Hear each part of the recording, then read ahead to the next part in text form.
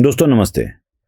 Shiv Sena UBT party अब महाराष्ट्र की राजनीति में मानो गायब सी हो रही है, सिकुड़ती जा रही है, कम कम होती जा रही है। इसका कारण खुद उद्धव ठाकरे ही है और इसके कई परिणाम उद्धव ठाकरे की पार्टी में होते दिख रहे हैं। उद्धव ठाकरे के पास राज्य की सत्ता थी, राज्य की हो न हो कई राज्यों के सत्ता के इक्वल अपनी अर्थव्यवस्था संभालने वाली मुंबई म्युनिसिपल कॉरपोरेशन उद्धव ठाकरे के हाथ में थी। साथ ही साथ ठाणे म्युनिसिपल कॉरपोरेशन उद्धव ठाकरे के हाथ में थी। साथ ही साथ छत्रपति संभाजीनगर की म्युनिसिपल कॉरपोरेशन उद्धव ठाकरे के हाथ में थी। मतलब कुल मिलाकर लगभग 1 लाख करोड़ रुपए का टर्नओवर उद्धव ठाकरे के पार्टी के पास हुआ करता था। 1 लाख करोड़ रुपए का टर्नओवर, जिसमें 50,000 करोड़ रुपए तो किधर नहीं गए। 50,000 समझो सैलरी बिलरी में खर्चा हो गए तो 50,000 करोड़ रुपए तो कहीं नहीं गए। और कई अन्य परियोजनाएं चली तो और रकम बढ़ जाती थी। मतलब उद्धव ठाकरे के पार्टी के पास राज्य की सत्ता हो न हो कम से कम 60-70 हजार करोड़ रुपए का टर्नओवर तो आराम से रहता था। और इन्हीं कामों के टेंडर बहुत निकलते थे। अब न मुंबई म्युनिसिपल कॉरपोरेशन हाथ में रही, न ठाणे रही, न छत्रपति संभाजीनगर रही। अब ये 3 म्युनिसिपल कॉरपोरेशन के टेंडर्स और उनके टेंडर के बाद मिलने वाली कुछ राशि होती है, कहते हैं मिलते हैं कुछ पैसे, कहते हैं, मुझे पता नहीं है, कहते हैं ऐसे पैसे मिलते हैं। वो मुंबई के नाली सफाई में मिलते हैं, मीठी नदी में बहुत सारी गड़बड़ हो चुकी थी, कैग ने कहा है, मैं नहीं कह रहा हूँ, कैग ने कहा ही। तो ऐसे पैसे बहुत मिलते थे। अब टेंडर वो तो खत्म हो गए, लेकिन आदत पड़ी है ना टेंडर निकालने की। टेंडर तो निकालना पड़ेगा, टेंडर नहीं तो पैसे नहीं। अब पैसे नहीं तो जिएंगे कैसे? टेंडर नहीं तो जिएंगे कैसे? जब तक आपके पास पैसे है सब पूछेंगे आप कैसे है, ये कहावत तो आपको पता ही है। तो टेंडर के साथ साथ टेंडर से कमाने वाले पैसे, यह कुछ परिवार की आदत बन चुकी है। तो अब म्युनिसिपल कॉरपोरेशन के टेंडर तो नहीं निकलेंगे, लेकिन और कुछ टेंडर निकालने की उद्धव ठाकरे की अब शायद मंशा दिख रही है। आपको पता होगा, शिवसेना के भड़गुंजे प्रवक्ता संजय राउत ने एक बात कही थी। उन्होंने सीधे तौर पर आमंत्रण दिया था गणेश नाइक को। गणेश नाइक को कहा था कि वो आ जाए, शिवसेना में सम्मिलित हो जाए यूबीटी में, क्योंकि वो एकनाथ शिंदे के साथ लड़ना चाहते हैं और भारतीय जनता पार्टी में सहभागी होते हुए, मंत्रिमंडल में सहभागी होते हुए वो एकनाथ शिंदे के साथ लड़ नहीं सकते, उनका वस्त्रहरण कर नहीं सकते। तो गणेश नाइक शिवसेना यूबीटी में सम्मिलित हो जाए। चलो निकल गया पहला तो टेंडर, गणेश नाइक शिवसेना यूबीटी में आ जाए और ठाणे जिले की, नवी मुंबई ठाणे जिले की, या मुंबई के पालघर, नवी मुंबई, ठाणे, इस एरिया की शिवसेना गणेश नाइक चलाए। पहला टेंडर निकल गया। मुंबई से लगकर जो एरिया है, मीरा रोड, मीरा भाईंदर, पालघर, ठाणे, नवी मुंबई, इन सब एरिया में अब चलेगा संजय राउत का अगर प्रस्ताव गणेश नाइक ने स्वीकार कर लिया तो। पहला टुकड़ा निकाल दिया और कह दिया कि चलो अब टेंडर निकालो और टेंडर में शिवसेना चलाने को दो गणेश नाइक को। अब गणेश नाइक कितने देंगे इसके ऊपर भी निर्भर है। शायद संजय राउत गणेश नाइक से जाकर पूछ ले, जरूर पूछ लीजिएगा, मैं टेंडर की बात क्यों कह रहा हूं।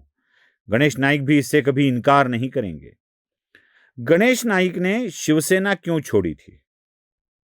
एक बार वो संजय राउत जाकर गणेश नाइक जी से पूछ ले कि क्यों छोड़ी थी शिवसेना, क्या मामला था वो एपीएमसी के जगह वाला या वहां के शॉपिंग कॉम्प्लेक्स वाला।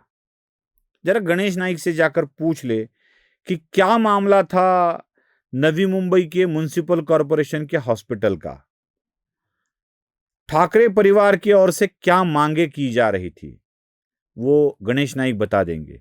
मतलब गणेश नाईक के एरिया से कौन कलेक्शन चाहता था और कौन क्या चाहता था, इसलिए गणेश नाईक को मंत्री पद से बाहर निकालने वाले कौन थे। अब यही बुलाकर वही टेंडर गणेश नाईक को देना चाहते हैं और शिवसेना 1-2 जिले के लिए चलाने के लिए गणेश नाईक के पास देना चाहते हैं। तो एक पहला टेंडर तो निकल गया, शिवसेना यूबीटी का मुंबई आउटस्कर्ट वाला एरिया, मुंबई से जुड़े उपनगरों वाला एरिया।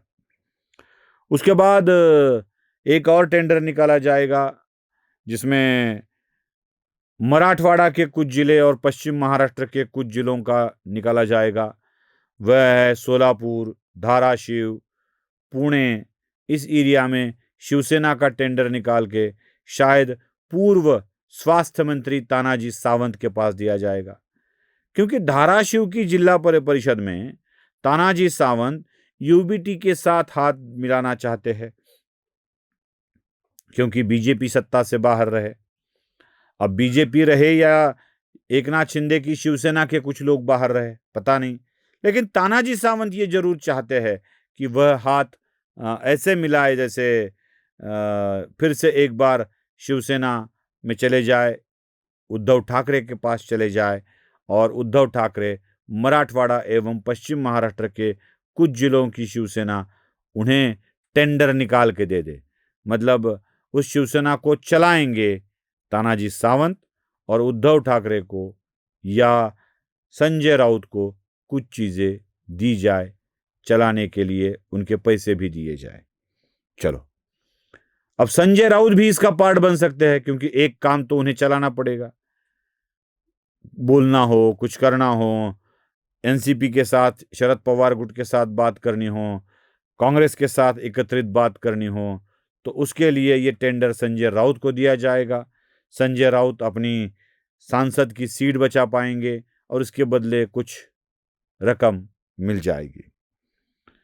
और एक नेता नाराज है मराठवाड़ा के, संजय शिरसाट, शायद उनका मंत्री पद भी जा सकता है। तो छत्रपति संभाजीनगर, जालना और इर्द गिर्द की शिवसेना चलाने का अधिकार संजय शिरसाट को दिया जा सकता है। उसका टेंडर निकाला जा सकता है कि शिवसेना रन करे, उससे अधिकतम लाभ ले ले। अब बचा मुंबई, क्योंकि विदर्भ से कोई आएगा नहीं और विदर्भ में जाकर कोई फायदा भी नहीं, वहां शिवसेना पहले से कुछ नहीं थी, इसलिए विदर्भ की बात छोड़ देते हैं। उत्तर महाराष्ट्र का भी टेंडर अगर निकल गया तो वो भी सोचते हैं, लेकिन बात बचती है मुंबई की। मुंबई में यह टेंडर शायद राज ठाकरे लेंगे, राज ठाकरे ही चलाएंगे उद्धव ठाकरे की शिवसेना को, क्योंकि जो कुछ पहुंचाना है पहुंचा दिया जाएगा। 10%, 12%, मिस्टर कौन जो मिस्टर 10%, मिस्टर 12%, मिस्टर 15%, जो भी कुछ होता है वो पहुंचेगा और शिवसेना चलाई जाएगी। और उद्धव ठाकरे मातोश्री में बैठकर आदेश देंगे, वही आदेश देंगे जो आदेश उनके पास उनकी रकम पहुंचने के बाद मिलेगा। शिवसेना यूबीटी की और टेंडर से बाकी सब लोगों के पास चलाई जाएगी, सब लोगों द्वारा चलाई जाएगी। तो मुंबई, ठाणे और संभाजीनगर के टेंडर खत्म होने के बाद शिवसेना ऐसे ही चलाने को शायद दी जाएगी। नमस्ते। धर्म जागृतीचा विधायक बुरुज